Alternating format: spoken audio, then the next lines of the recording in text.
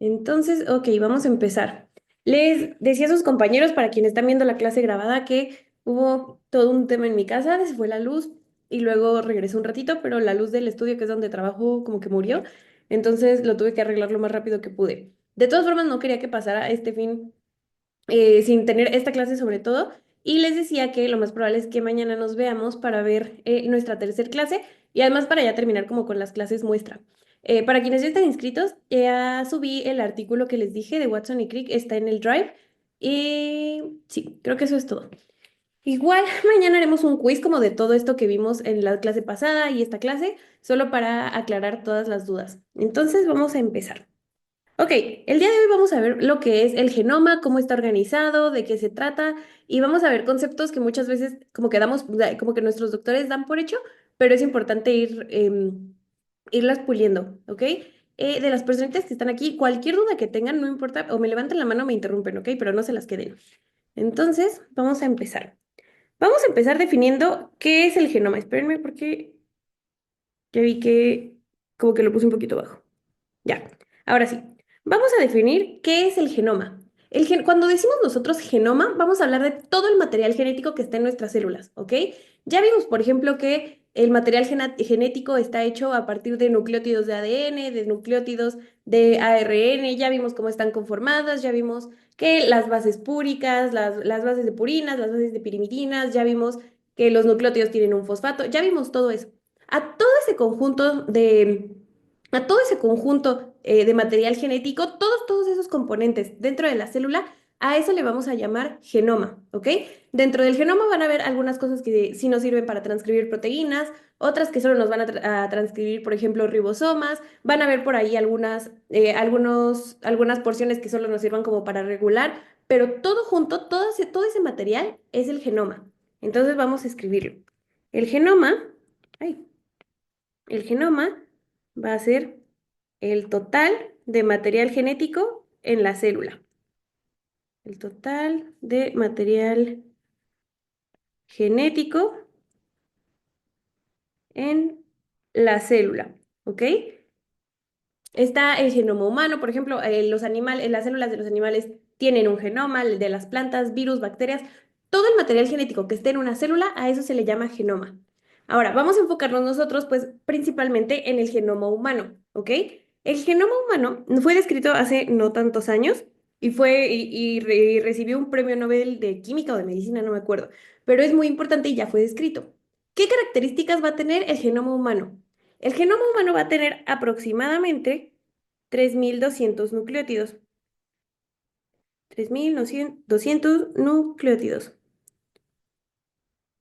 No sé escribir. Ya. Va a estar compuesto de 23 pares de cromosomas en la mayoría de las células. ¿Ok? Cada una de nuestras células va a tener todo el material genético contenido en 23 pares de cromosomas. De cromosomas. Y la otra característica que va a tener es que aparte de tener todo ese material genético contenido en los cromosomas, también va a tener un genoma especial en la mitocondria, ¿ok? Si recordamos, en las partes de nuestra célula, aquí teníamos a nuestra celulita, a ver, otra vez, tenemos aquí a la célula, tenemos el núcleo, tenemos al nucleolo y acá tenemos un chorro de otros organelos. Dentro de estos organelos van a haber mitocondrias. A nosotros en la secundaria y en la prepa nos enseñaron que nuestro material genético está aquí, pero resulta que en nuestro genoma hay un cachito más de material genético que se encuentra aquí en las mitocondrias y en los ribosomas, siendo principalmente importante el de la mitocondria. Entonces, también vale la pena notar que dentro de nuestro genoma el material genético está dividido en las 23 pares de cromosomas y una pequeña porción en el genoma mitocondrial. Genoma mitocondrial. ¿Y cómo se va a ver este genoma? Espera, ya. ¿Cómo se va a ver este genoma? Bueno, aquí les puse un dibujito de un cromosoma, ¿ok? Ese es como nuestro dibujo family friendly de cómo se ve un cromosoma. Si nosotros le hacemos zoom a este cromosoma, vamos a ver, por ejemplo, algo así. Este es un esquema, como les digo, family friendly, ¿ok? ¿Qué significa esto que vamos a ver si le hacemos así un zoom increíble al cromosoma. Vamos a ver que nuestro genoma tiene varios componentes. ¿Qué componentes van a ser esos? Vamos a tener algunos genes. Aquí, por ejemplo, hay un gen número 1, un gen número 2 y un gen número 3. Y entonces, si aquí en nuestro material genético hay tres genes, pero también hay otros componentes, ¿qué quieren decir esos componentes? ¿Cuál es la diferencia entre un solo gen o todo el genoma? Vamos a empezar por definir qué es un solo gen. Un solo gen o la definición de un gen van a ser segmentos del genoma que son funcionales, ¿ok? Nuestro genoma es todo el material genético que tenemos en la célula, ¿ok? Dentro de ese material genético van a haber genes. Aquí, por ejemplo, dibujamos tres genes. Cada uno de estos genes van a ser las porciones funcionales de nuestro material genético. Van a ser funcionales para sintetizar algo, ya sea para sintetizar una proteína, para sintetizar algún componente, para sintetizar más nucleótidos, para sintetizar algún componente celular. Estas porciones funcionales para la síntesis de otro compuesto se les llama genes. Vamos a dibujar, vamos a escribir esta definición. Un gen van a ser segmentos del genoma funcionales que van a, les voy a decir, entre el Leninger, el Laguna y el Marx, por ejemplo, que fueron los que chequé, creo que también chequé el Maquis, entre todos esos, todos traen una definición diferente. Entre el Laguna y el Marx, la verdad, yo sentí que las definiciones estaban como un poco rebuscadas y el de Leninger también estaba complicada, pero ya con la explicación se entiende mejor. Entonces, la definición que les estoy poniendo aquí es la del Leninger. Ahorita se las vuelvo a explicar para que no quede dudas, pero primero se las voy a dictar. La definición de un gen es segmentos del genoma funcionales que codifican la secuencia primaria de un producto final. Que codifican la secuencia primaria, la secuencia primaria de un producto final.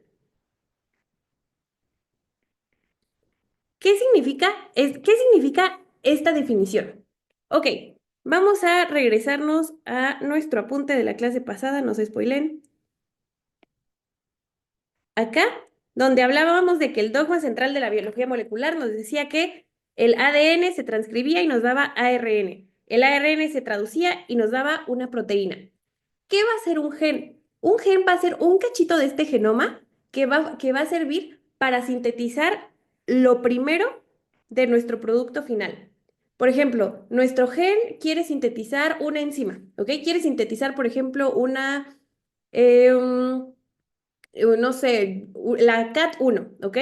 Nuestro gen, pues le vamos a poner aquí, espérenme, ah, ok. Nuestro gen quiere sintetizar una proteína. Entonces, el gen primero se va a transcribir y nos va a dar ARN mensajero. De esto todavía no se preocupen, lo vamos a ver más a fondo, solo les estoy dando un ejemplo. Este ARN mensajero se va a traducir y por fin nos va a dar una proteína.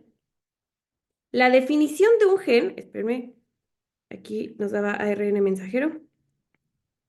Un gen va a ser el pedacito de todo nuestro genoma que va a ser capaz de codificar la estructura primaria del producto final.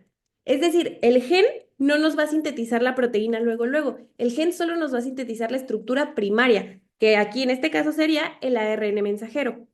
El gen no va a ser todo nuestro genoma, solo va a ser un pedacito funcional para sintetizar la parte primaria de lo que queremos lograr al final, ¿ok?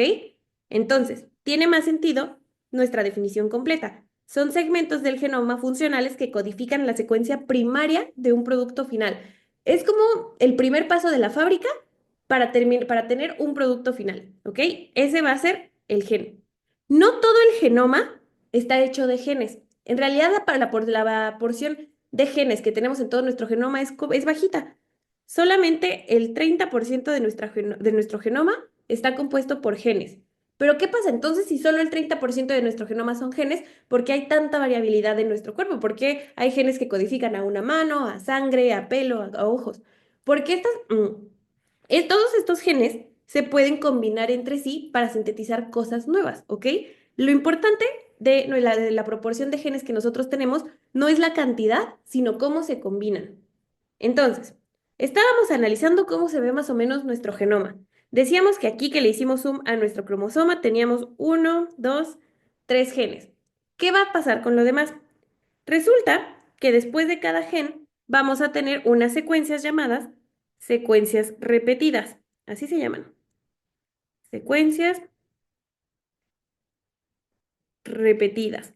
Así como su nombre lo dice, estas secuencias repetidas van a ser secuencias de nucleótidos, como las que vimos en la clase pasada, que formaban una hélice, secuencias de nucleótidos que se repiten muchas veces a lo largo de nuestro genoma. Estas son las secuencias repetidas. Pueden ser de dos tipos. Hay secuencias repetidas llamadas microsatélites y hay secuencias repetidas llamadas transposones. Transposones. Los microsatélites básicamente van a ser secuencias repetidas chiquitas, ¿ok? Por ejemplo, un par de bases de adenina timina, otro de guanina citosina, adenina timina, guanina citosina, y que esta combinación se repita 500 veces a lo largo de nuestro genoma, pero es una secuencia muy chiquitita. ¿Para qué queremos estas secuencias repetidas? Muchas veces son para estabilizar nuestro genoma, ¿ok? No necesariamente porque estas partes vayan a sintetizar una proteína, no porque realmente tengan una función para nuestra fábrica de ADN, son meramente para estabilizarlos. Los transposones van a ser pequeñas secuencias que van a tener la posibilidad de moverse entre el genoma. Los transposones tienen esta posibilidad de movilidad, ¿ok? Pero al final también van a ser secuencias pequeñitas.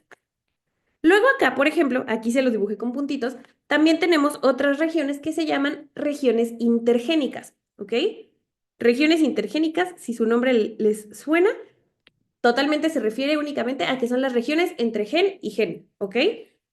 Vamos a tener estas otras partes que se llaman regiones intergénicas. Estas regiones intergénicas pueden ser de dos tipos. Pueden ser pseudogenes o pueden ser llamados ADN satelital. Ahorita les voy a decir la diferencia. En estas regiones intergénicas podemos encontrar pseudogenes o ADN satelital. ¿Cuál es la diferencia?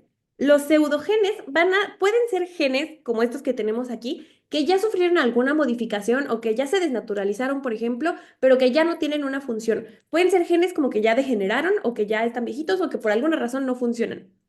Y también tenemos al ADN satelital, que es igualito a los microsatélites, pero más grandes. Es decir, los microsatélites eran secuencias repetidas, secuencias chiquititas que se repetían. El ADN satelital van a ser secuencias un poco más grandes que también se pueden repetir. Estas se encuentran en las regiones intergénicas. Entonces, ya sabemos que el genoma es el total de material genético, es decir, todo lo que encontramos en nuestro material genético, por ejemplo, en las cromosomas o en el genoma mitocondrial. Ok, tenemos aquí un cromosoma, le hacemos zoom, zoom, zoom, zoom y vamos a ver que tenemos algo así. Este es nuestro genoma. Nuestro genoma va a estar compuesto de varias cosas, principalmente lo que todos conocemos que son los genes. Estos genes van a ser secuencias que van a codificar a algo en especial, ¿ok? Por ejemplo, es un ejemplo así muy burdo. Este gen va a codificar a ojos azules. Este gen va a codificar a piel blanca. Este gen va a codificar a eritrocitos. Son ejemplos muy burdos, ¿ok? Pero estos genes van a tener funciones de síntesis o de codificación para algún producto final. Lo demás de nuestro genoma, aunque no es funcional para la codificación, sí es importante para estabilizar el genoma, ¿ok? Tenemos las secuencias repetidas, que pueden ser microsatélites, que son secuencias chiquititas, o transposones, que se pueden mover entre nuestro genoma. Y tenemos las regiones intergénicas, es decir, estas regiones entre gen y gen.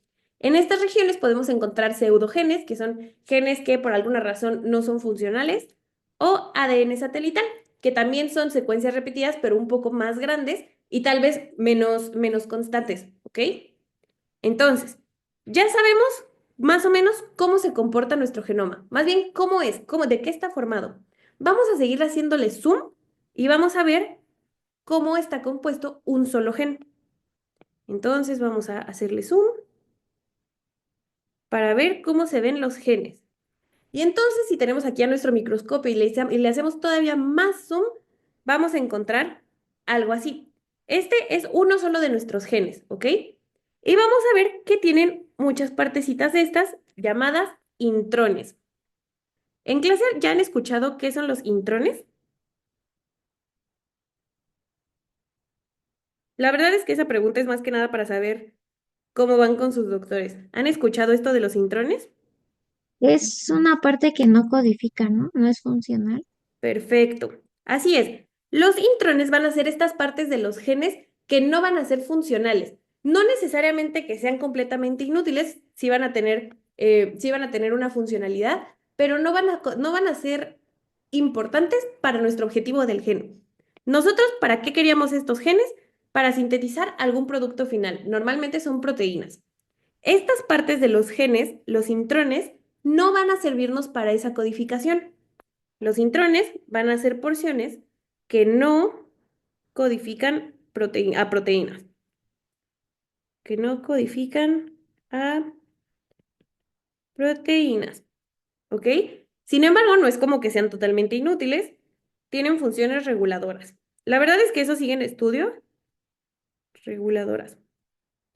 No se sabe a ciencia cierta si realmente sirven para regular, no se sabe a ciencia cierta como que cuál es la función de los intrones, pero la teoría más acertada es que sirven como reguladores del gen. Luego también tenemos a los exones. Los exones van a ser completamente lo contrario. Exones. Los exones van a ser las porciones que sí van a ser codificantes, sí van a ser codificantes para la síntesis de proteínas. Van a ser las regiones codificantes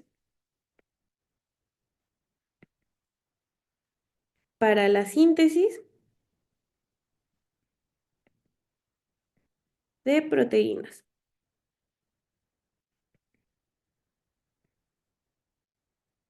Ok, entonces, ya sabemos que en nuestro genoma vamos a encontrar genes, vamos a encontrar microsatélites, transposones, pseudogenes o ADN satelital. Ya sabemos que en un solo gen van a haber partes funcionales y partes que tal vez no van a ser tan funcionales. Van a haber porciones que no codifican a proteínas, que son los intrones, y partes que sí codifican a proteínas, que son los exones. ¿Pero qué creen? La mayor parte de los genes van a ser porciones de intrones, ¿ok? La mayor parte de nuestros genes no van a codificar proteínas. Las regiones funcionales van a ser chiquitititas. Aproximadamente van a ser del 1,5%. Solo 1,5% de cada gen va a ser realmente funcional para la síntesis de proteínas o para la codificación de estos productos, ¿ok? Entonces, de todo nuestro genoma, solo algunas porciones son genes. De cada gen, solo el 1,5% va a codificar proteínas. ¿Por qué no hay un dato exacto de como de de cuál es el número exacto de exones y cuál es el número exacto de intrones? Porque este es un ejemplo muy burdo de algún gen cualquiera. Sin embargo, nosotros tenemos muchísimos tipos de genes y que cada gen va a tener sus propias características. Aquí lo más importante es que entendamos que los exones, que son la parte funcional, van a ser la parte mínima, ¿ok? Van a ser una parte chiquititita. Entonces, ¿hasta aquí hay alguna duda hasta dónde vamos?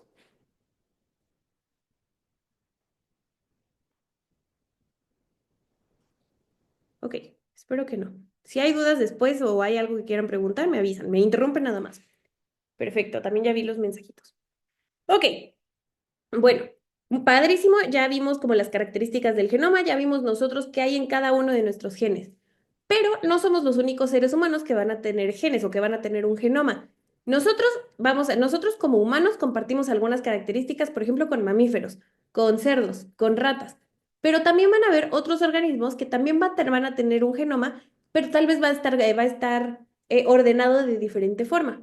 Para tratar de generalizarlo lo más posible, vamos a dividir estos reinos en células, en organismos con células eucariontes y organismos con células procariontes. ¿Alguien se acuerda cuáles somos nosotros? ¿Nosotros somos eucariontes o procariontes? ¿Alguien se acuerda? Eucariontes, Perfecto, tú misma, Alma. ¿Y te acuerdas de cuál es la característica de los eucariontes? que tienen organelos más especializados y un núcleo definido. Perfecto. La verdad, seguramente en esto les dieron muchas más características, pero aquí lo único que nos interesa es que los eucariontes van a tener un núcleo definido. En contraste, los células procariontes o los organismos con células procariontes van a tener su genoma ahí como volando en toda la célula, ¿ok? No van a tener un núcleo completamente estable o definido con una membrana así bonita. Como ejemplo muy burdo vamos a poner a la mayoría de las bacterias. Por ejemplo, E. coli. No todas, pero la mayoría sí. Entonces, sabemos que las células eucariontes son, por ejemplo, nosotros, humanos, peces, mamíferos, casi todo el reino animal. Y sabemos que las células procariontas son aquellos organismos que normalmente son unicelulares, como los virus, bacterias, algunos protozoarios. ¿Ok? Entonces, ¿cómo se van a ¿Cuál va a ser la diferencia entre las células procariontes, entre el genoma de las células procariontes y las células eucariontes? Vamos a ir desglosándolo. Vamos a empezar por las características de nuestro genoma. Las características de nuestro genoma. Las células procariontes, es decir, estas células como de bacterias, virus, tienen un genoma muy pequeñito, ¿ok? Van a tener un genoma muy pequeño. Aproximadamente, vamos a poner el ejemplo de la E. coli, porque cada organismo tiene un genoma diferente. La E. coli, por ejemplo, tiene más o menos 4 por 10 a las 6 pares de bases, que en realidad son como 4.600.000 pares de bases. Y va a estar conformada aproximadamente de 4.000 genes. Esto no se lo este valor en específico no se lo tienen que aprender súper exacto, solo es el ejemplo de la E. coli. Ustedes podrían decir, oye, pero 4.600.000 pares de bases y 4.000 genes suena muchísimo. Pues no tanto, sí suena muchísimo, pero no tanto, porque en organismos eucariontes, específicamente en el humano, nuestro genoma es mucho más grande. Enfocándonos en el humano, por ejemplo, tiene 6 por 10 a la 9 pares de bases. Ni siquiera sé pronunciar bien ese número, tendríamos que poner muchísimos, muchísimos ceros, pero son así, algo así como 6.000 billones, una cosa así, de pares de bases. Es decir, tenemos muchísimas más conformaciones de nucleótidos. Y vamos a tener más o menos entre 20 y 21.000 genes. Entonces, la conformación del genoma de las células procariontas sí se escuchaba grande, pero en realidad es muy pequeñitito al lado de los organismos eucariontes como lo somos los humanos, ¿ok? ¿Qué es lo que se tienen que aprender de estas dos características? Esto, ¿ok? Esto del humano sí es muy importante. ¿Por qué? Porque les digo que hace unos años se describió bien cómo es la estructura del genoma y en su temario viene literal aprender aproximadamente de cuántos genes está conformado el genoma humano. Entonces, este dato sí se lo aprenden, este realmente no es tan importante porque es de la E. coli, pero este sí. Lo que quiero que entiendan entre los dos es que las células eucariontas van a tener un genoma muchísimo más grande, ¿ok? Bueno, ahora que ya sabemos cómo está organizado el genoma, ¿cómo está organizado? ¿Cómo se ve el ADN? Es decir, ya como tal, la secuencia de la doble hélice. Vamos a ver. El ADN, el ADN en las células procariontas va a ser diferente, va a ser circular, ¿ok? Nosotros en las células humanas, en las células eucariontas, estamos acostumbrados a ver algo así. En el caso de las bacterias de los virus, normalmente encontramos esta estructura. Esta estructura es circular y se le llama plásmido, ¿ok? Se le llama plásmido. A diferencia del nuestro de los humanos, que es lineal. Acuérdense que por definición el ADN va a estar conformado por una doble hélice. Entonces, en ambos tenemos doble hélice. La diferencia es que nosotros, las células eucariontas, van a ser, esta doble hélice es lineal y en las células procariontas va a ser circular. A esta estructura circular de la doble hélice de ADN se le llama plásmido. ¿Y qué otra característica van a tener? Bueno, nosotros ya vimos que aquí en el humano vamos a tener en su mayoría intrones, vamos a tener en su mayoría intrones que no son funcionales y en una porción mucho más bajita vamos a tener exones. Eso para nosotros los humanos, para aquellos organismos en células eucariontas. En el caso de las bacterias es un poquito diferente, porque este plásmido, ADN organizado en forma circular, les va a dar una propiedad que van a ser genes continuos. Van a ser genes continuos.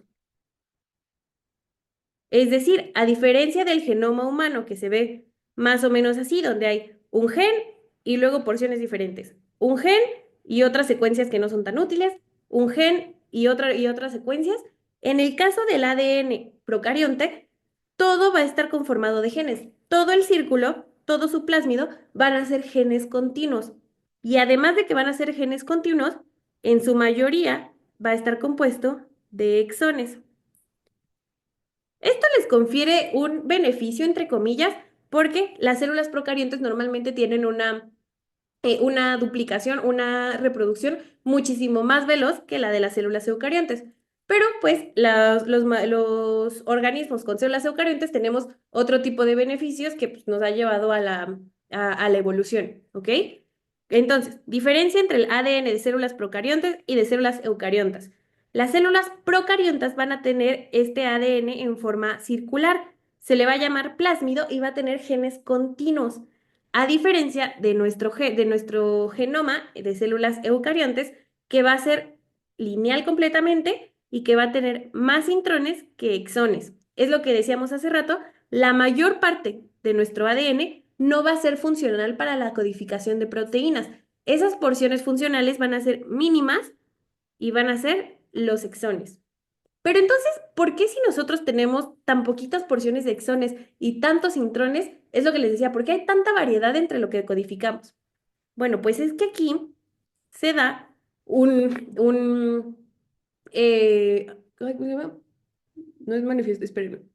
Un fenómeno llamado splicing alternativo. Splicing alternativo. Si no mal recuerdo, vamos a tener una clase completita de splicing o lo vamos a mencionar más a fondo, pero ahorita lo que quiero que sepan es que el splicing alternativo es la capacidad de un gen para codificar varias proteínas. Es decir, un solo gen puede codificar varios productos, ¿ok? No necesariamente este gen va a servir, igual, ejemplos súper burdos, no necesariamente ese gen va a servir solo para eritrocitos. Tal vez también pueda servir para sintetizar macrófagos, tal vez también pueda servir para sintetizar leucocitos. Les digo, son ejemplos muy, muy, muy burdos. Entonces, ¿qué es el splicing alternativo? Es la capacidad de un gen, un solo gen, para codificar varias proteínas. Para codificar varias proteínas.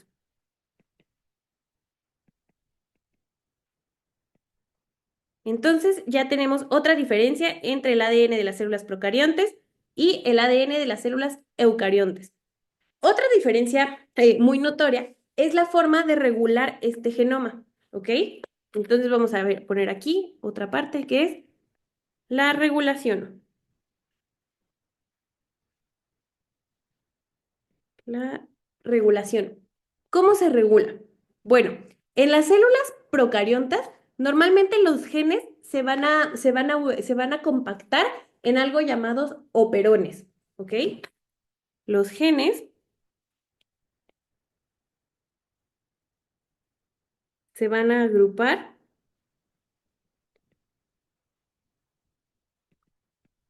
en operones.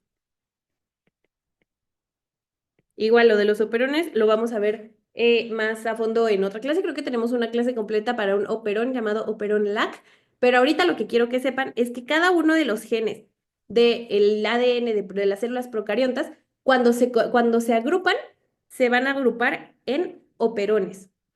Resulta también que la codificación de proteínas en las células procariontas se va a dar en el mismo lugar. Tanto la transcripción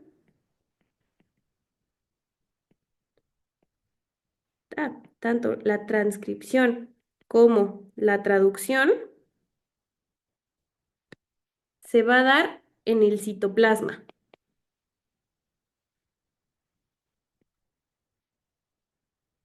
a diferencia de las células eucariontes. Vamos a ver qué pasa en las células eucariontes. En las células eucariontes, normalmente los genes no se agrupan. Cada gen es individual, como podemos ver aquí. Cada gen es individual y cada gen va a tener sus propios mecanismos de regulación. Cada gen, vamos a ver, creo que no en otra clase, pero cada gen va a tener un casquete en 5'. Es un casquete que le va a decir aquí empiezas. Cada gen va a tener por aquí algunas porciones reguladoras, como por ejemplo los intrones, pero cada gen se va a hacer cargo de sí mismo. En las células procariontas, los genes se agrupan y se cuidan entre sí. En las células eucariontas, los genes son individuales y cada uno tiene sus mecanismos de regulación. Vamos a anotarlo. En los genes eucariontes, los genes individuales,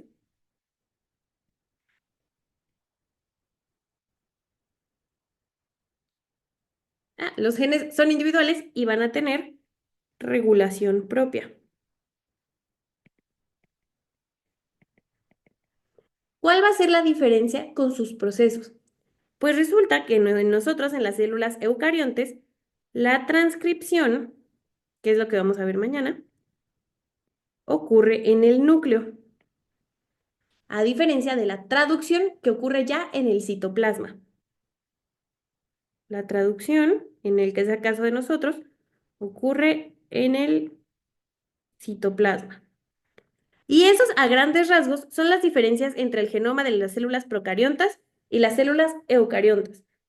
Para fines como evolutivos científicos, las células eucariontas van a tener un genoma muchísimo más complejo. ¿Por qué? Porque cada uno de estos genes van a tener como su propio... ¡Ay! Espérenme, denme un segundo. Salió volando mi lapicito. Les decía, cada uno de esos genes va a tener su propia maquinaria para regularse, cada uno de esos genes va a codificar material diferente y cada uno de esos genes va a estar individualmente separado. Entre sí van a haber secuencias diferentes.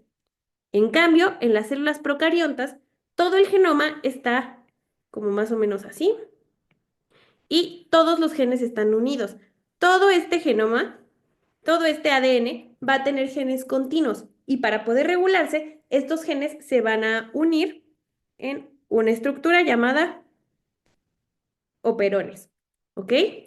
En el caso de las células procariontas, es decir, de las bacterias, no sé, aquí tenemos una bacteria con sus patitas. Tanto su traducción como su transcripción va a ocurrir aquí, en el citoplasma, ¿ok? Ambos procesos van a ocurrir en el citoplasma porque ellas no tienen un núcleo definido. En el caso de las células eucariontas, donde sí hay un núcleo, un nucleolo y hay otros organelos, la traducción va a ocurrir aquí, en el núcleo, y luego el producto va a migrar y la transcripción va a ocurrir en citoplasma. Esas a grandes rasgos son las diferencias entre una y otra célula. ¿Hasta aquí hay alguna duda?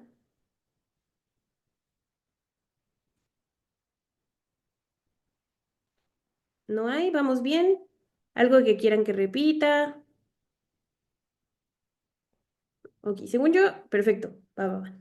Según yo, esto, les digo, este bloque yo siento que es muchísimo más fácil que, por ejemplo, los bloques de metabolismo, porque aquí es nada más como de aprender, es mucha, mucha teoría, no tanto como de, no tanto de memorizar vías, no tanto siento que son datos mucho más concisos, mucho más pequeños y que se prestan a más ejemplos. Entonces, ok, si vamos bien, continúo. Muy bien. Entonces nosotros ya sabemos que en nuestra célula eucarionte, con su núcleo y su nucleolo, la mayoría de nuestro genoma está ubicado aquí. Pero yo les decía que hay una pequeña porción que está en los organelos, ¿ok? Estos organelos son tanto los ribosomas como las mitocondrias, pero hay una especial importancia en el ADN mitocondrial. Aquí tenemos mitocondrias. Si le hacemos zoom a esas mitocondrias, vemos algo así. Esta es una mitocondria, ¿ok? Cada una de esas, si recuerdan, por ejemplo, todo lo que hemos visto en metabolismo, las mitocondrias tienen una membrana mitocondrial externa, una membrana mitocondrial interna, y luego aquí en la membrana mitocondrial interna está la matriz. En la matriz hay otra membrana todavía, que es la membrana de la matriz mitocondrial externa. Tienen un chorro de cosas las mitocondrias, ¿ok? Son organelos muy complejos. Como son organelos muy complejos, tienen que tener su propio genoma. Comparten el mismo genoma que el resto de la célula, pero lo tienen ordenado de forma distinta. Vamos a ver cómo es.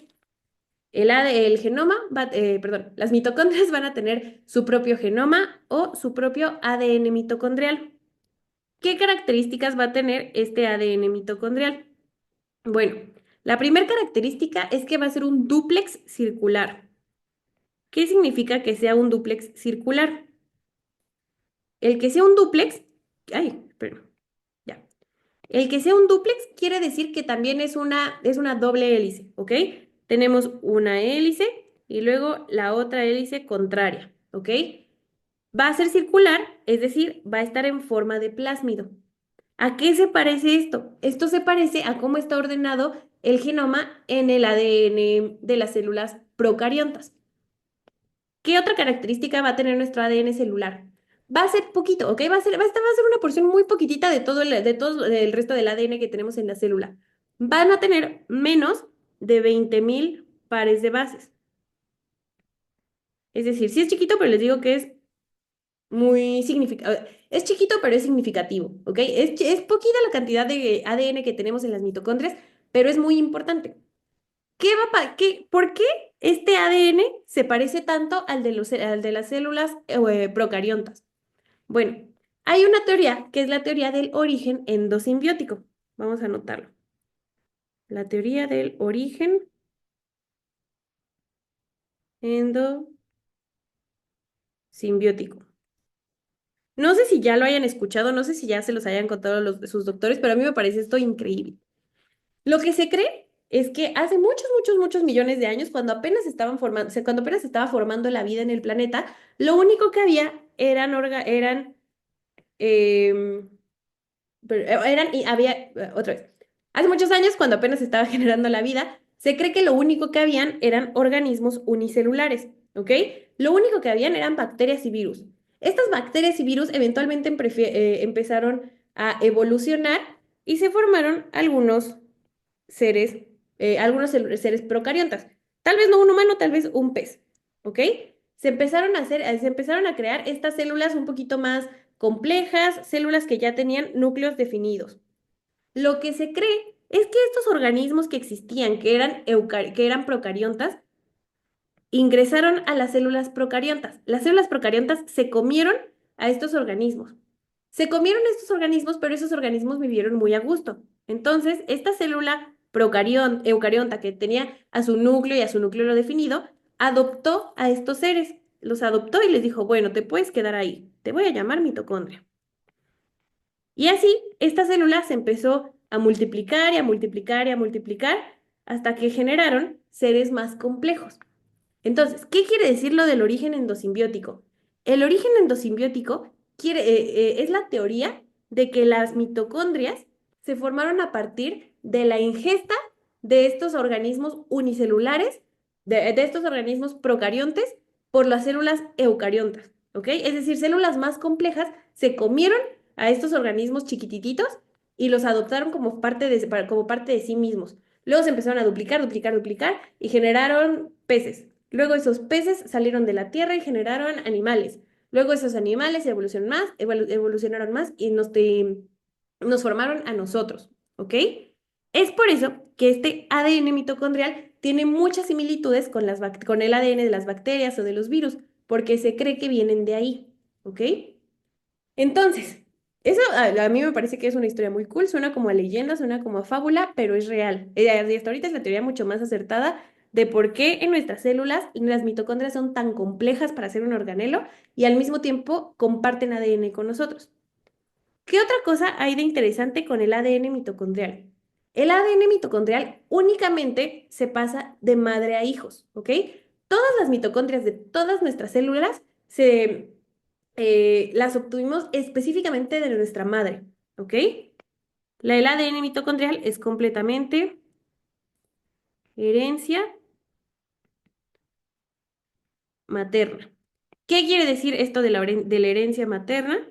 Que absolutamente todas las mitocondrias de nosotros se pasan de madres a hijos. Y esto está muy padre, o sea, está muy padre haber descubierto eso. ¿Por qué? Porque si entonces ya sabemos que todos los individuos que habitan en este planeta adquirieron sus mitocondrias de sus madres, entonces eso nos da una línea de investigación para saber desde dónde viene. Es decir, vamos rastreando mamás, mamá, mamá, mamá, y entonces eso nos ha servido muchísimo en la ciencia para identificar, por ejemplo, algunas patologías. Y es que hay algunas patologías que únicamente se pueden heredar de la madre. Estas patologías son las enfermedades mitocondriales. ¿Alguno de ustedes había escuchado alguna vez esto de las enfermedades mitocondriales?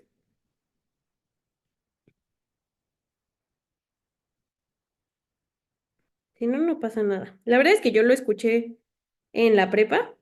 Me acuerdo que en sexto mi profesora de biología nos dejó hacer una tarea de eso, pero nadie entendió nada. Entonces yo lo entendí hasta que lo leí en Bioca. Y entonces, ¿qué es esto de las enfermedades mitocondriales?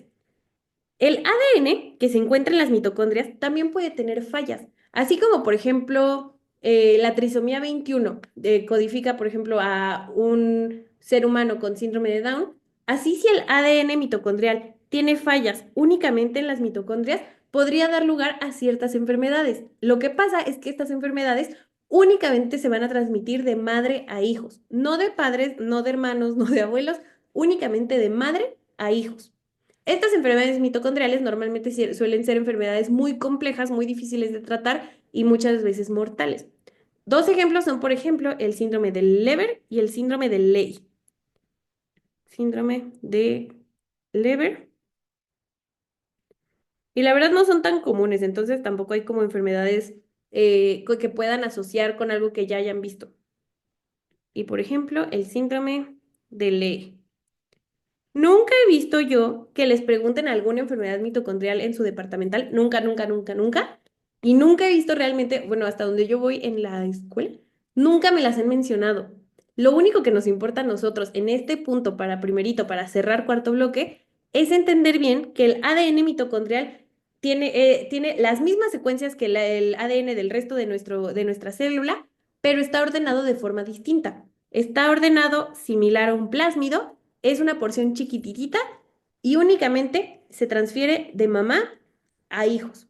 Esto del origen endosimbiótico, no recuerdo si vienen los DEPAS, pero siento que eso está interesante para saber hasta como cultura general. Es más, al recto les voy a mandar un meme de 10 de mayo que dice como gracias mamá por tus mitocondrias.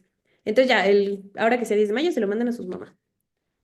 Ok, entonces ya entendimos bien cómo está conformado el genoma.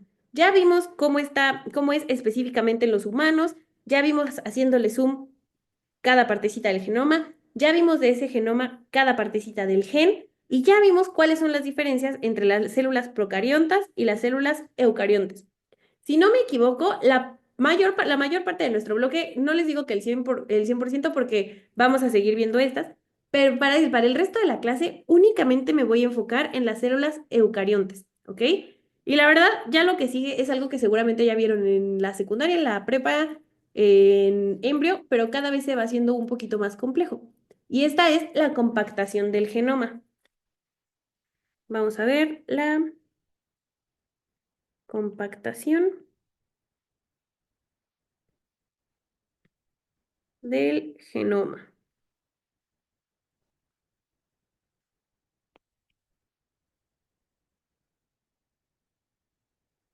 Ok, ¿qué quiere decir esto de la compactación del genoma? Bueno, como ya vimos, El genoma básicamente son líneas largas, largas, largas, largas de pares de bases, de nucleótidos con pares de bases, ¿ok? Este genoma, si lo hiciéramos, si lo sacáramos de la célula y lo empezáramos a armar partecita por partecita, sería enorme, ¿ok? Sería larguísimo. Y nosotros necesitamos guardar todo ese genoma en una célula, ¿ok? Necesitamos que todo ese componente esté en una célula y además que esté en el núcleo solito, ¿ok? Entonces, toda esa cadena de nucleótidos larguísima necesitamos compactarla para que esté en un espacio chiquititito y que este se pueda guardar, que se pueda guardar y que además se pueda duplicar, se pueda transcribir, que pueda hacer todo lo que tiene que hacer, ay, pero en un espacio muy pequeñito. Y entonces se va a empezar a compactar. Vamos a ver estos pasos de la compactación. El primer paso de esta compactación es en su forma más relajada, ¿ok? La forma más relajada del genoma, donde está lo menos, menos, menos compacto posible, es lo que conocemos como nuestra doble hélice. La doble hélice mide aproximadamente 2 nanómetros, es decir, es chiquititita. ¿Y por qué es necesario que esta doble hélice mida 2 nanómetros? Porque si esta doble hélice no estuviera así enrollada como la conocemos, y más bien fuera una línea completamente recta, en su estado libre mediría hasta 2 metros por célula, ¿ok? En su estado libre mediría hasta 2 metros por célula. Teníamos nosotros a nuestra línea con un chorro de nucleótidos, como la vimos la vez pasada, y vimos que esta línea de nucleótidos se va a unir a otra línea de nucleótidos del otro lado. Entonces ya hizo una doble cadena. Esta doble cadena eventualmente se va a enrollar, o más que enrollarse, se va a hacer así como un espiral. Ya que tenemos esa espiral, tenemos a lo que conocemos como nuestra doble hélice. Esta doble hélice mide 2 nanómetros. Es importante que se encuentre así porque si le estiráramos, si le quitáramos ese resorte, si le estiráramos, cada genoma de cada célula mediría 2 metros. Entonces abarcaríamos muchísimo espacio. ¿Ok? Esta es la forma más relajada en la que nuestro genoma puede estar. ¿Ok? Por más, más, más relajada que esté, a lo más que podemos llegar es a esto que es nuestra doble hélice. Esta doble hélice se va a tener que empezar a compactar. Vamos a formar un nucleosoma. Lo que sigue es un nucleosoma. ¿Cómo se va a formar este nucleosoma? Vamos a ver. El nucleosoma va a ser este enrollamiento del ADN en unas proteínas que se llaman histonas. Estas proteínas son las histonas. En todos los libros van a ver que les dicen que cuando los nucleosomas se empiezan a formar, forman como si fuera un collar de perlas, ¿ok? ¿Por qué un collar de perlas? Porque aquí nuestra doble hélice, que en este caso puse de morado, se empieza a enrollar en estas proteínas de esta forma, ¿ok? Se empiezan a enrollar y entonces es como si estas histonas con la doble hélice enrollada fueran las perlitas. El resto es el hilo, ¿ok? Teníamos a nuestra doble hélice de esta forma, encontraron a las histonas y se empiezan a enrollar. Una vez que nuestra doble hélice se enrolla en las histonas, nos va a formar al nucleosoma. El nucleosoma va a ser específicamente la porción del genoma que está enrollado, ¿ok? A esto le vamos a llamar nucleosoma.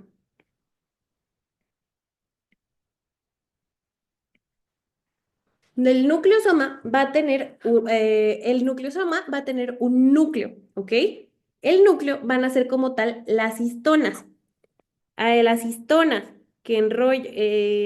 las histonas sobre las que está enrollada el genoma, se le va a llamar núcleo del nucleosoma. Núcleo del nucleosoma. ¿Qué características tiene el nucleosoma y qué características tiene el núcleo del nucleosoma? El nucleosoma va a tener aproximadamente 140 pares de bases. Es decir, aquí teníamos a nuestras histonas unidas y empezamos a enrollar aquí el hilo que era nuestra doble hélice. ¿Cuánto vamos a enrollar por cada grupito de histonas? 140 bases. Entonces, tenemos a nuestra histona, enrollamos, enrollamos, enrollamos, enrollamos hasta contar 140 bases. Una vez que enrollamos 140 bases, dejamos a la doble hélice que siga su camino, ¿ok? El núcleo del nucleosoma, es decir, cada histona, cada parte por donde se va a empezar a enrollar nuestro doble hélice, va a estar formada por histonas, específicamente por 4 tipos de histonas. Estos 4 tipos de histonas va a ser la histona 2A, la histona 2B, la histona 3 y la histona 4. ¿Ok?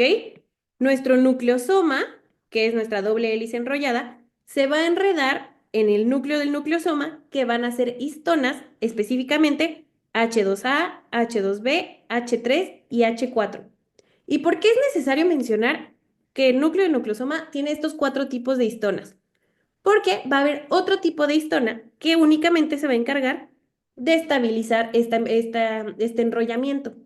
Esta otra histona va a ser la H1. Esta otra histona va a ser la H1. Déjenme muevo el titulito de histonas para aquí escribir que la H1, el tipo de histona número 1, va a tener la función de estabilizar. Ah, déjenme, le muevo tantito para que no se vea aquí todo enrollado. Mm, bueno, pues ahí lo voy a dejar. Ok. La histona de tipo 1 va a tener la función de estabilizar a nuestro nucleosoma. ¿Ok? La forma más relajada era la doble hélice. Esta doble hélice se va a empezar a enrollar en las histonas y vamos a formar el nucleosoma. El nucleosoma está formada como tal por el nucleosoma y por el núcleo del nucleosoma. Entre cada nucleosoma vamos a encontrar a esta H1 que va a ser la encargada de la estabilización. Aquí, por ejemplo, les puse una fotito de cómo se ve. Las histonas se encargan de estabilizar, el octámero de histonas, que son todas las histonas unidas, y el nucleosoma, que es como tal este enrollamiento, ¿ok? Y se ve algo así. Este es más o menos, les digo que en sus libros dice que es o un collar de perlas o como un resorte de teléfono, también le dicen. Ok, una vez que nuestro nucleosoma ya está formado, se va a empezar a compactar. Se va a empezar a compactar hasta formar una estructura llamada selenoide. Esta estructura va a ser mm, un selenoide. El selenoide va a ser como todos estos nucleosomas cada vez más enrollados, ¿ok? Cada vez más hechos chiquitos, chiquitos, chiquitos. Por ejemplo, aquí teníamos a nuestros nucleosomas y de repente nuestros nucleosomas se empezaron a enredar entre sí. Cada que se enredan entre sí, a todo esto se le llama ya por fin selenoide. Aquí, por ejemplo, esta es la representación de nuestro selenoide. Tenemos nucleosomas, nucleosomas, nucleosomas y se empiezan a enrollar sobre sí mismos. Cada nucleosoma mide aproximadamente 30 nanómetros. Entonces, imagínense, si nosotros, si una doble hélice solita, estirada, tuviera una longitud de más o menos 2 metros, imagínense cuánto se tuvo que compactar, compactar, compactar, hasta que el selenoide midiera 30 nanómetros. Espérenme, denme un segundo.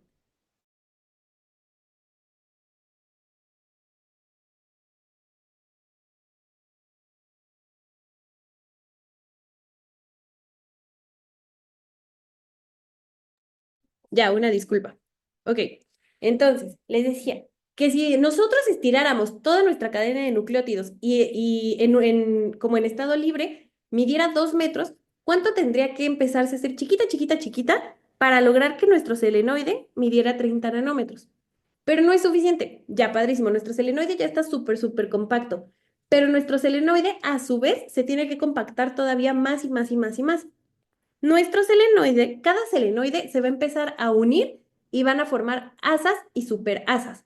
Estas asas y superasas básicamente son uniones de selenoides que ya están tan, tan, tan compactas que ya van a formar como una masa un poquito más difusa, ¿ok? Van a formar asas que son uniones de selenoides, asas y superasas que son todavía más compactas. Entonces, las selenoides se van a unir todavía más y van a formar asas y superasas. Asas y superasas. Estas asas y superasas van a ser como el paso intermedio, porque luego estas asas y superasas se van a compactar todavía más hasta formarnos cromosomas. Entonces, estas cromosomas que nosotros conocemos, que nos han mencionado un chorro de tiempo, básicamente es todo nuestro genoma, desde que empezamos acá con el doble hélice, pero cada vez más compacto, compacto, compacto. ¿Ok? Estas cromosomas van a tener su propia estructura, pero antes de empezar a verlas, ¿hasta aquí vamos bien? ¿Se entendió bien esto de la compactación?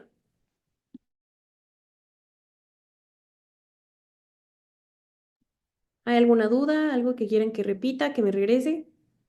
Ustedes díganme.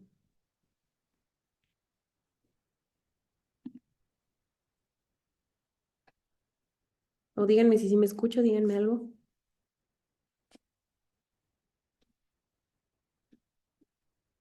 ¿Todo bien?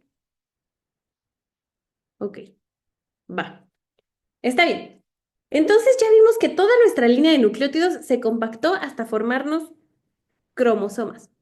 Estas cromosomas a su vez van a tener ciertas estructuras, vamos a verlas. Estas seguramente ya se las hicieron aprender en embrio, pero aquí las vamos a repasar un poquito para tener contexto. Tanto la primera como la segunda clase yo siento que es como el contexto del resto que vamos a mencionar en el bloque.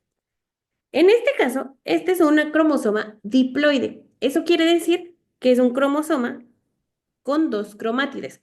A cada una de estas rayitas, o bueno, a cada uno de estos compuestos, se les llaman cromátides.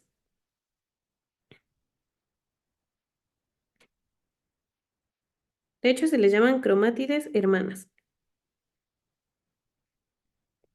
Aquí, mucho ojo. En el caso de este cromosoma, que es un cromosoma diploide, el cromosoma diploide está formado por dos cromátides. Sin embargo, si se acuerdan de embrio, también hay cromosomas que únicamente están así. Este cromosoma es un cromosoma haploide. Que sea un cromosoma haploide no quiere decir que solo sea una cromátida. O sea, sí solo es una cromátida, pero toda esta conformación también se le llama cromosoma. Esto es un cromosoma y este es un cromosoma. Este es un cromosoma diploide que va a tener dos cromátides y este es un cromosoma haploide con una cromátide. ¿Ok? Pero ambas son cromosomas. Luego, entre cada cromátide hermana va a haber una estructura llamada centrómero. ¿Ok? Estos centrómeros van a ser los puntos de unión. Los centrómeros van a ser la región de unión para las cromátidas. Van a ser la región de unión para las cromátides. Y siento que este dato es completamente de embrio, pero vale la pena volverlo a mencionar aquí. Este centrómero se va a ubicar en un punto muy específico de la cromátide llamado complejo del cinetocoro. Les digo, siento que eso hasta puede escuchar a mi doctora de embrio decírmelo, pero viene su tema, entonces lo vamos a volver a ver aquí. El centrómero se va a encontrar en una porción de la cromátide llamada complejo del cinetocoro. Complejo del cinetocoro.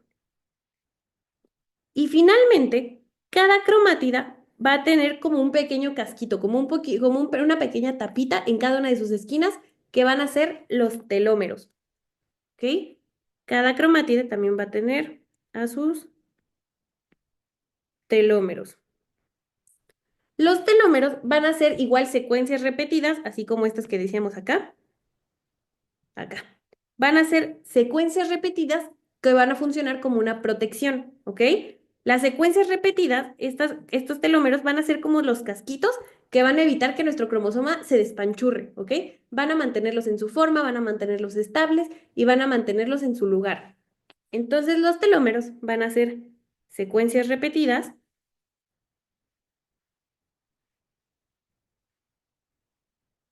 secuencias repetidas. En el caso del humano va a ser una secuencia muy específica, que va a ser T, T, A, G, G, G.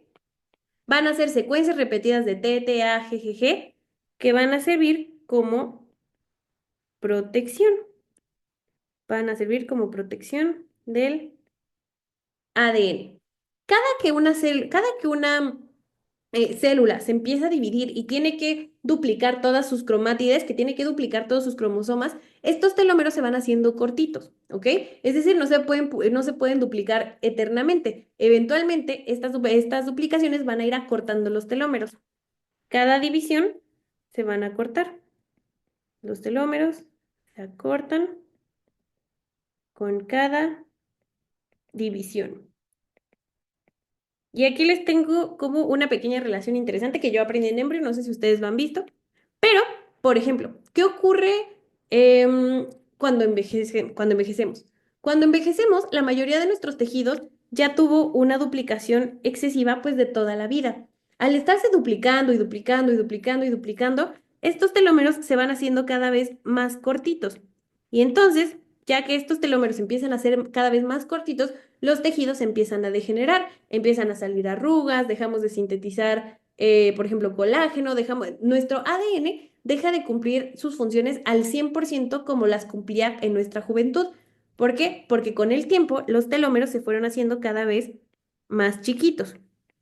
¿Qué pasa, por ejemplo, en el cáncer? El cáncer es una multiplicación exacerbada de células, ¿ok? Tenemos ahí un tejido que es patológico y este tejido se está haciendo cada vez más grande, más grande, más grande porque se está duplicando.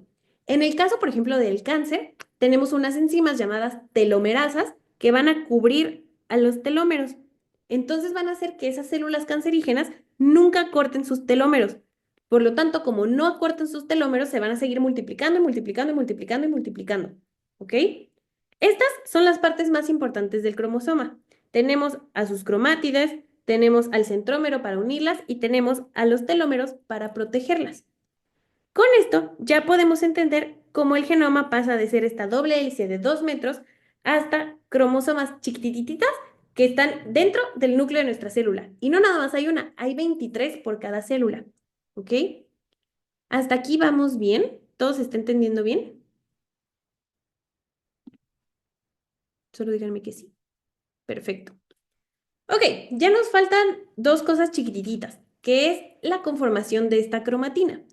La cromatina básicamente va a ser esta unión de la cromatina van a ser esta unión de todo el genoma, pero con, con enrollamientos diferentes. Tenemos a la eucromatina y la heterocromatina. Cuando hablamos de eucromatina, estamos hablando de que nuestro material genético está muy lábil, ¿ok? Está aquí, miren, por ejemplo, aquí estaríamos hablando de eucromatina, ¿ok? La eucromatina es cuando nuestro genoma o nuestro material genético está en sus porciones más lábiles, más libres, ¿ok? La eucromatina es la porción de nuestro ADN menos compacta. También esto seguramente lo vieron en Histo o en Embry, pero es menos compacta. ¿Para qué queremos que sea menos compacta? Cuando queremos nosotros que nuestro material genético esté más libre, es porque queremos que sea más funcional, ¿ok? La eucromatina va a tener genes más habilitados o más funcionales para la transcripción. Ay, ya está fallando, ya se está calentando mi iPad. Pero bueno. Si tiene genes más funcionales para la transcripción, en realidad también va a tener genes más funcionales para la replicación, para la duplicación, para la transcripción, para todo, ¿ok? Yo creo que lo vieron en ciclo celular, pero cuando una célula se empieza a preparar para duplicarse, para multiplicarse, lo primero que hace es pasar su material genético de heterocromatina a eucromatina. ¿Ok? Empieza a pasarla a la eucromatina para que todo el material se divida en los polos y luego tengan células hijas. Para eso nos sirve, ¿ok? La eucromatina es la porción del ADN en su momento más lábil, menos compacta, más útil para la transcripción y con más cantidad de genes funcionales. La eucromatina y la heterocromatina van a tener características especiales de las histonas. Las histonas en realidad van a ser las que le van a decir a nuestro material genético si se pueden enrollar o si no se pueden enrollar. Cuando las histonas se encuentran acetiladas, es decir, con grupos acetiladas, no van a permitir este enrollamiento. Por lo tanto, si las histonas, estas de acá, se encuentran acetiladas, nuestro material genético se va a encontrar lábil, no se va a encontrar tan enrollado. En cambio, en la heterocromatina estamos hablando de un material genético mucho más compacto. Un material genético mucho más compacto, en donde las histonas se van a encontrar metiladas. Cuando las histonas se encuentran metiladas, esto le va a dar chance a nuestra doble hélice de empezar a enrollarse. Entonces, si nuestras histonas principalmente están metiladas, vamos a tener a nuestro ADN en su conformación de heterocromatina.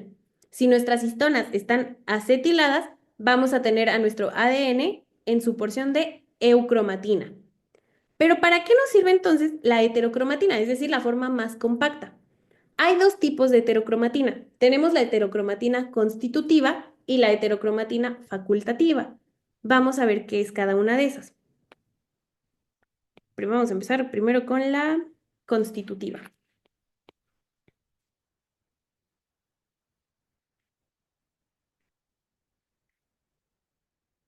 La heterocromatina constitutiva es aquella que va a estar en todos los estadios de la célula. Es decir, no importa si nuestra célula ya se va a multiplicar, no importa si el resto de nuestro material genético se encuentra en forma de eucromatina y ya está por ahí volando en todos lados, siempre va a haber una pequeña porción que todo el tiempo esté compacto.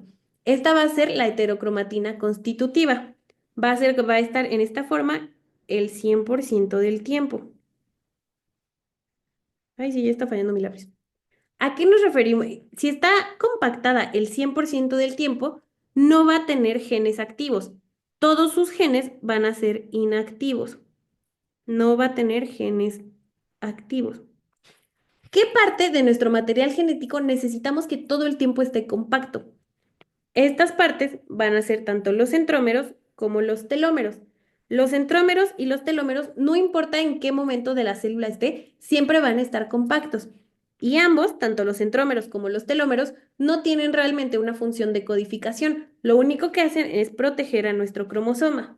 Entonces, ¿qué partes de qué partes de nuestro material genético siempre se encuentran en heterocromatina? Van a ser los centrómeros y los telómeros.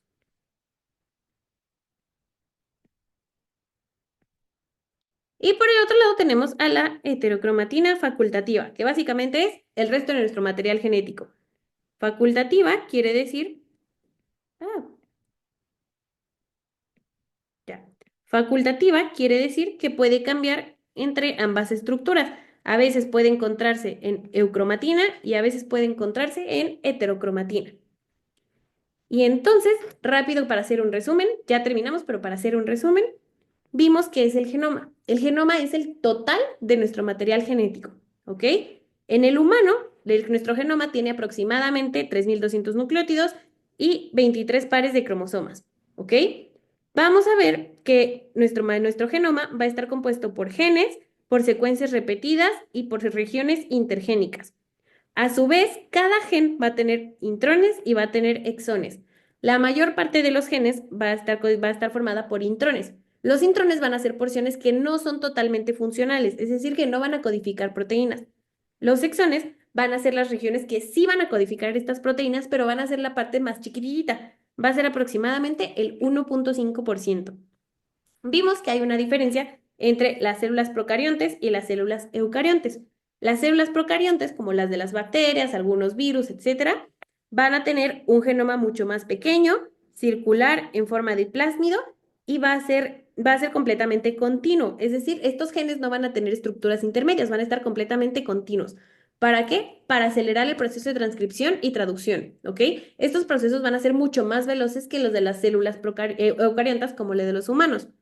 En el caso de las células eucariontas como la de los humanos, vamos a tener un genoma mucho más grande, de 6 por 10 a la 9 pares de bases y aproximadamente entre 20.000 y 21.000 genes, ¿ok? Vamos a tener un genoma lineal como el que estamos acostumbrados a ver, con más intrones que exones, y esto nos va a dar un fenómeno llamado splicing alternativo. El splicing alternativo le va a dar chance a los genes de poder codificar a varias proteínas, ¿ok? Aunque haya poquitas porciones que sean funcionales, estas poquitas porciones van a tener mucha capacidad de síntesis, ¿ok? Mucha capacidad de codificación. A su vez, en el caso de las células procariontas, estas se agrupan entre sí para protegerse unas a otras en operones. En cambio, las de las células eucariontas, cada gen va a tener toda su maquinaria para, para, para regulación, ¿ok? Cada gen va a tener su propio promotor, su propia señalización de que aquí termina. Cada gen va a tener su propia regulación. Luego, vimos que otra parte del gen no necesariamente va a estar en el núcleo, también se va a encontrar en el ADN mitocondrial. Este ADN mitocondrial tiene muchas similitudes como con el de las células procariontas por su posible origen, que es un origen endosimbiótico. ¿Qué quiere decir esto del origen endosimbiótico? Que cuando apenas estábamos como seres muy primitivos y apenas iba a empezar la evolución, las células un poquito más complejas se comieron a las células procariontas y entonces las adaptaron como parte de su sistema. Estas células empezaron a multiplicar, a multiplicar, a multiplicar y formaron seres más complejos como los peces, ¿ok? De ahí empezamos a evolucionar y llegamos al día de hoy. Esto nos da un ADN mitocondrial, que es un ADN es un ADN idéntico al nuestro, solo que ubicado en un organelo que es la mitocondria. Estas mitocondrias son exclusivamente de herencia materna, es decir, el 100% de nuestras mitocondrias fueron adquiridas de nuestra mamá. Y por último vimos cómo se compacta el genoma. Todo esto súper complejo no puede estar de forma libre, ¿ok? Porque es muchísimo, es muy grande. Cada una de nuestras dobles hélices mediría aproximadamente 2 metros. Pero resulta que tenemos 23, ¿ok? 23 pares por célula. Y todas esas las tenemos que meter en un pequeño compartimento que es el núcleo. ¿Cómo lo vamos a enrollar? De la doble hélice se enrolla el nucleosoma, que es nuestra doble hélice enrollada en histonas. Formamos el nucleosoma y el núcleo del nucleosoma y tenemos a las histonas estabilizadoras. Después, estos nucleosomas se van a enrollar entre sí y nos van a formar selenoides. Estos selenoides se van a enrollar entre sí y van a formar asas que se van a enrollar y van a formar superasas. Estas superasas se van a organizar y nos van a dar finalmente cromosomas, ¿ok? Las cromosomas van a tener tres partes, que son las cromátides, los centrómeros y los telómeros, que son aquí como sus casquitos. Finalmente, en las células podemos encontrar este material genético a veces muy compacto, pero a veces más libre. Cuando está en su forma más libre se le llama eucromatina y en su forma más compacta se le llama heterocromatina. Y eso es el resumen de nuestra clase de hoy. ¿Hay alguna duda de todo lo que dije, de cualquier cosa, de bloque uno, bloque 2, bloque 3? ¿Hay cualquier duda?